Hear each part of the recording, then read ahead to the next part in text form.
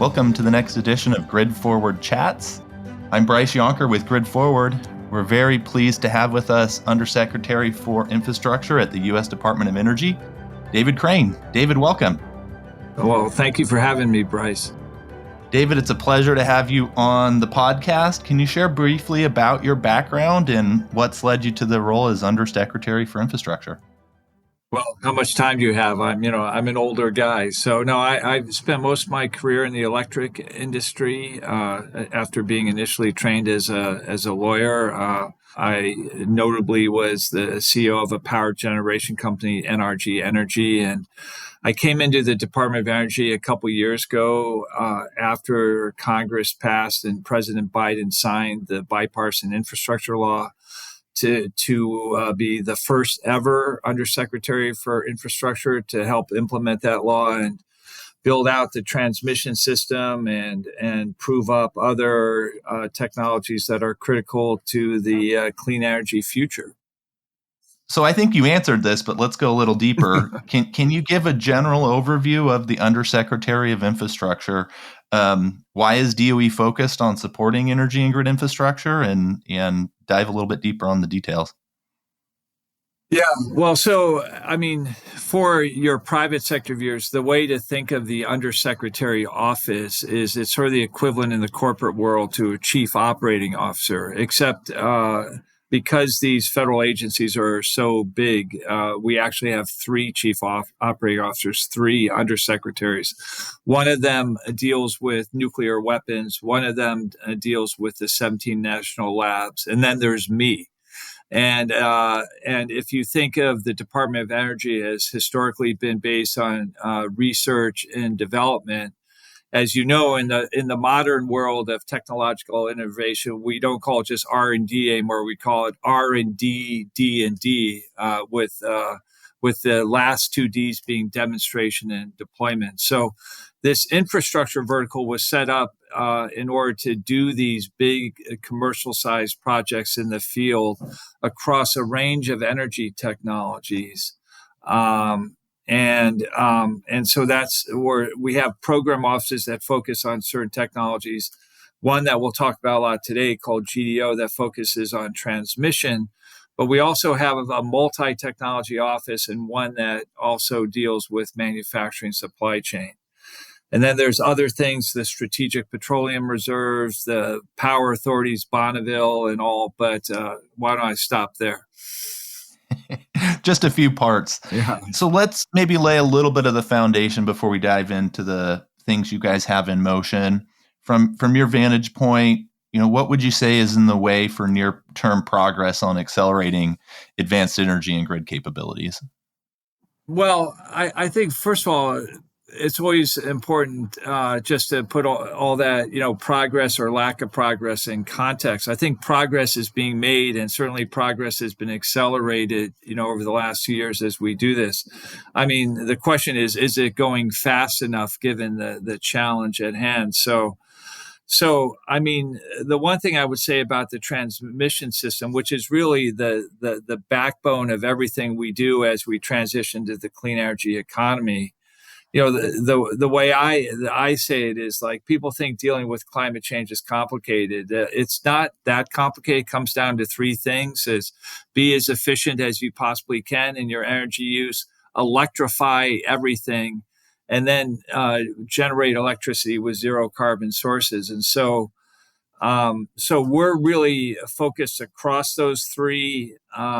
And now with the money in this act, the latter two, electrify everything and use new forms of zero carbon electricity, which means basically where all roads go back to is the transmission system. Because the interesting thing about electricity, it was the backbone of the American economy in the 20th century, and it's even going to be more of the backbone of the economy in the information age of the 21st century because of data centers and the like. I say backbone as well. Maybe it's starting to become part of the nervous system too. Well, it's interesting. I was thinking maybe when I was talking, backbone, but you're right. It probably is more akin to either the nervous system or I was going to say the circulatory system. So we have to get our human body metaphors down, Bryce, and speak the same way. So early demonstrations are rather frequent, as you know, in the industry, and sometimes you can get caught up in, death by demo. But how can we support more robust commercialization pathways to take these demonstrations, take these capabilities, and bring them onto the larger scales that they really matter on the system? Well, what I would say that in the world of transmission, and this is a little bit different from our other areas, it actually is not about proving that a new technology exists at scale or doing something like clean hydrogen, where you're creating an energy product that the markets may not be ready for yet because people haven't been making clean hydrogen or consuming it. Here we're talking about upgrades to the transmission system, and virtually everything we're talking about in terms of the technology is already available, and it's just a question of accelerating adoption. So, it's a complicated topic. The American grid, which I think was voted the single greatest engineering feat of the 20th century, is a complex, multi-phase organism. But I think we sort of split things into two things. One is we have to modernize the grid with a suite of technologies that sometimes we lump under the expression reconductoring. But these 20 technologies, some of which are software, some of which are hardware, the net effect of all of them is to move more electrons on the existing. We sort of put that all under grid modernization or grid innovation. And there again, it's just getting more people to do it quicker. And then there's the question that we need more transmission lines. And we've got various things we're going there. We're funding high voltage transmission lines. We've started something that we're very excited about called CTAP, which is, people in the world of new transmission lines always complain about how long the permitting take, and they're right to complain. It's sort of average 10 years, and this CTAP program is a 2-year shot clock where the DOE acts on behalf of all federal agencies that want to permit transmission lines. They all have to work through us and get it done within 2 years. So, we are trying to make progress sort of across the board of both new transmission lines and also vastly enhancing the existing system. Well, since you're talking about transmission, maybe I'll dive a little bit deeper onto the parts of innovation that are exciting you there right now. So you mentioned reconductoring. There's some solutions that are passing through pretty significant amounts of capacity and current corridors, like you had mentioned. You've got the portfolio of grid enhancing technologies that the agency is pretty excited about.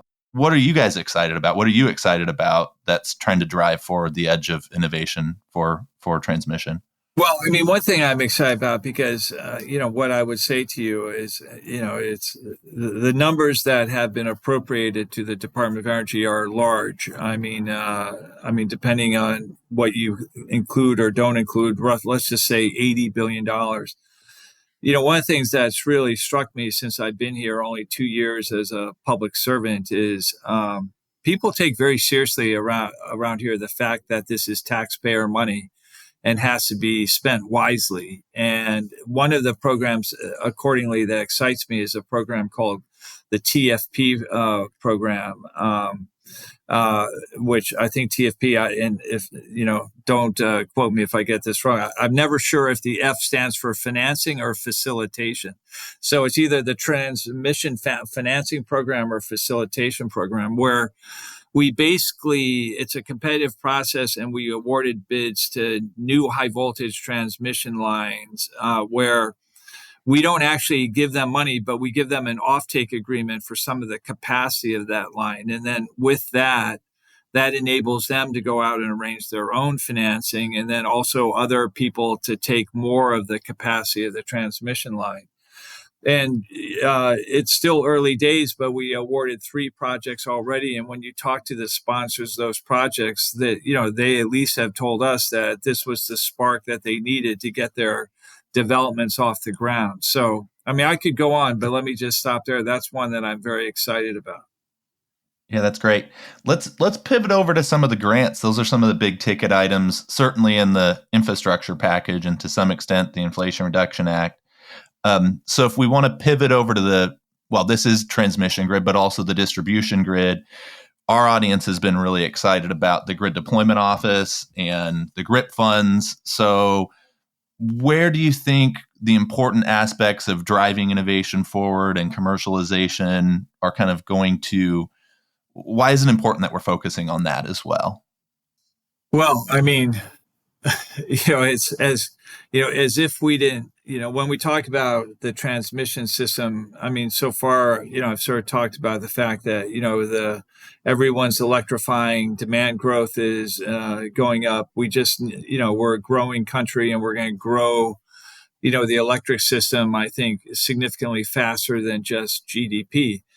But, the other things we have going on is that, I mean, if we're frank with each other, we have an aging system. I mean, a lot of the transmission system in the United States and the distribution system was built in the post-World War II era, which is, as we just saw from the Normandy events, that's 80 years ago now. And, and the useful life of a lot of equipment in this area is 50 to 75 years. So there's a lot of replacement we have to do.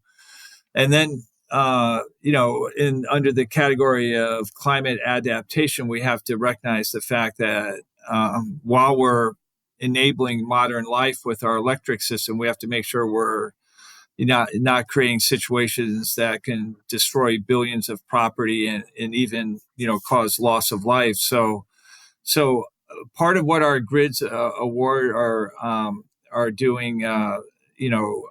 Resilience, wild against wildfires. I think all the top years for wildfires frequency and damage and have been in the last 10 years, so the problem's getting worse. So we've got the wildfire risk. We have, hurricanes like, I don't want to sound too pessimistic, but a lot of our fellow Americans are in harm's way because of extreme weather events. And the grid has to be durable to that. And in the case of wildfires, the grid not only has to survive the wildfire, they have to not cause the wildfire in the first place, So some of the awards we hit, the bids we hit were aimed at dealing specifically with that out west and in terms of wildfire. And also there was an exciting award in Louisiana in terms of disadvantaged communities and storms, that hurricanes that they face. And so we're excited about that. And of course, then we're also, we also hit some bids more because of the type of technologies, the DLR and the DERMS and things. So fortunately, we were given enough money that we have a wide range of awardees.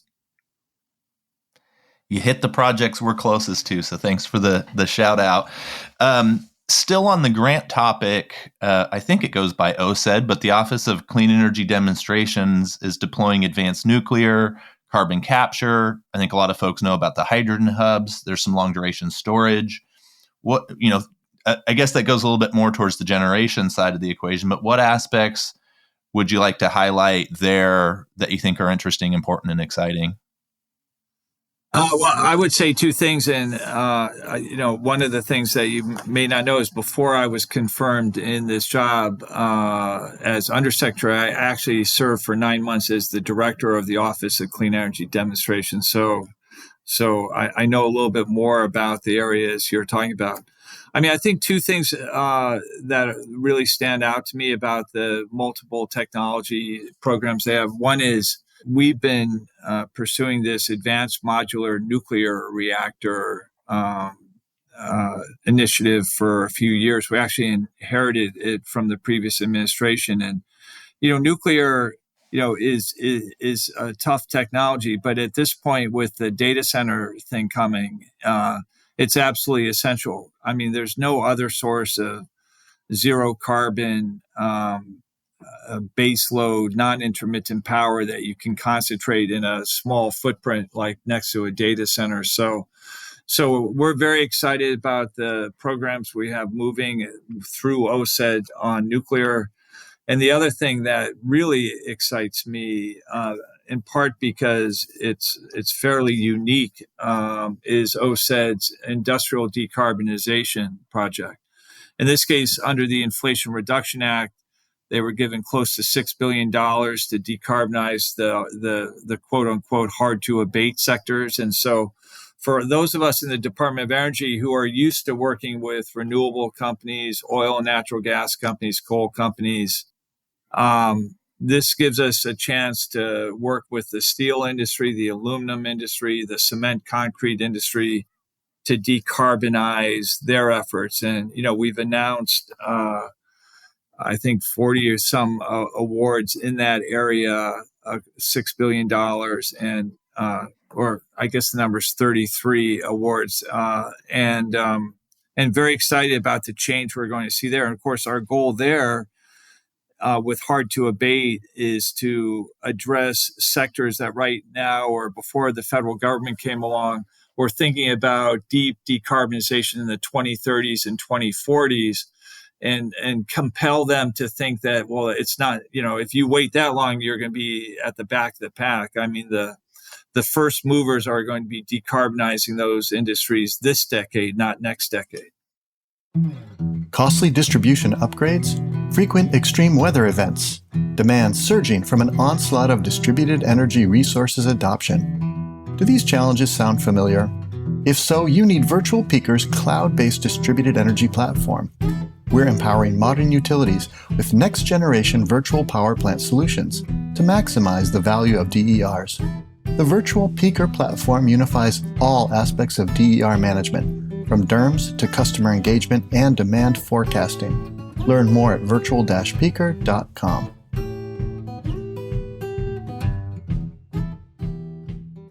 Let's shift gears a little bit. We're still in the federal funding areas, but let's go over to the manufacturing incentives. So you mentioned earlier, I think it's called the MESC, the Manufacturing and Energy Supply Chain Office.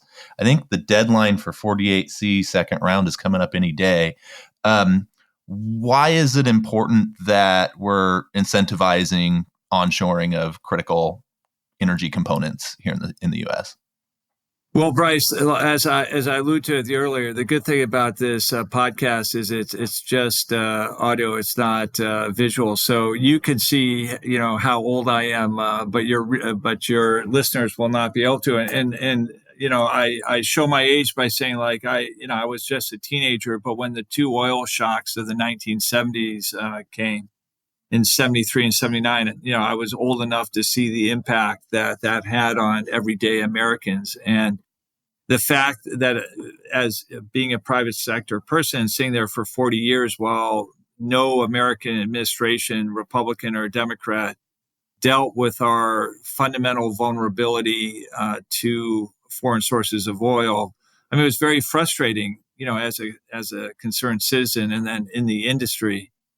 But now, these two pieces of legislation have extraordinary insight that we don't want to substitute decades of national vulnerability to foreign sources of oil and now have national vulnerability to foreign sources of manufacture of critical materials, and a lot of that manufacture in countries that are not necessarily friendly to us. And then not just the manufacturer, but to take it all the way back through the critical materials that are built. So we have this office, MESC, as you said, that quite intentionally plots out value chains across a range of critical clean energy industries like batteries into cars, solar panels into big renewable facilities, electrolyzers for hydrogen, and transmission equipment, just to name four. And so we study, we create,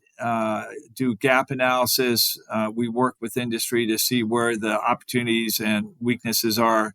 And then one of the tools we have to deal with it is the 48C program that you're talking about, where the total 48C is $10 billion.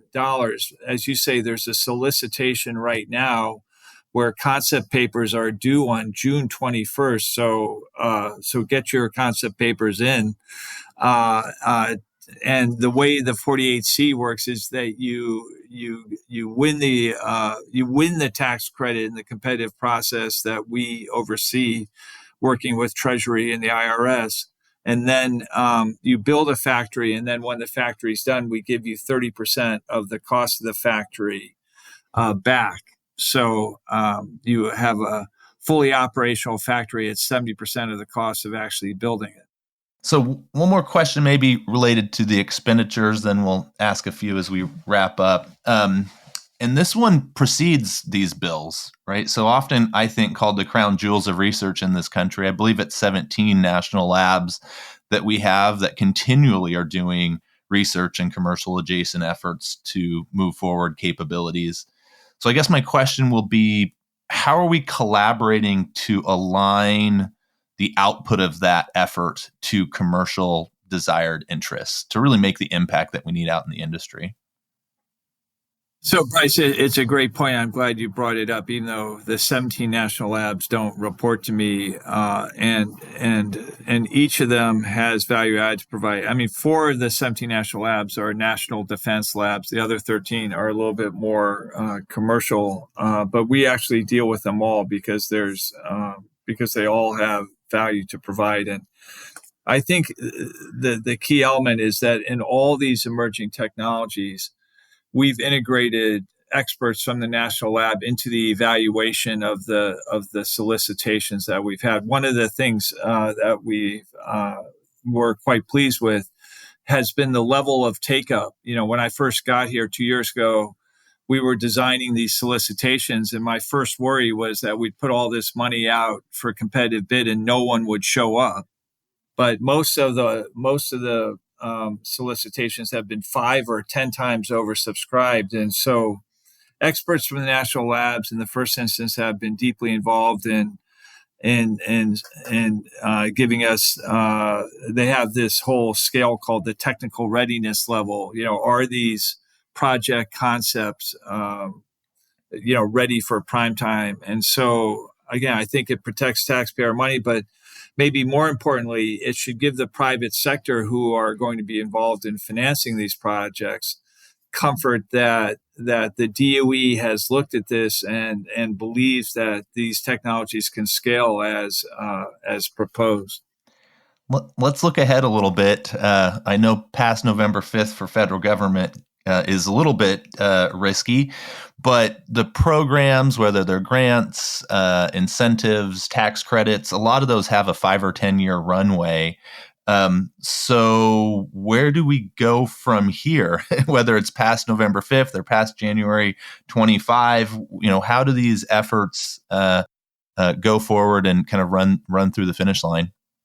Well, Bryce, I think the thing is, I mean, obviously elections have consequences, and I'm not going to downplay that there are consequences and that, at least, and there, I mean, we're now at least to the point where there are differences of opinion within parties, but the passion that one party has for transition to the clean energy economy is probably stronger than the other. But when it comes to the specific programs and people that are working with us now, what I would say from in here, from in the department, first of all, we've had a very high level of bipartisan support. I mean, the bipartisan infrastructure law is called the bipartisan infrastructure law because some Republicans supported it, and they supported it, back at the beginning.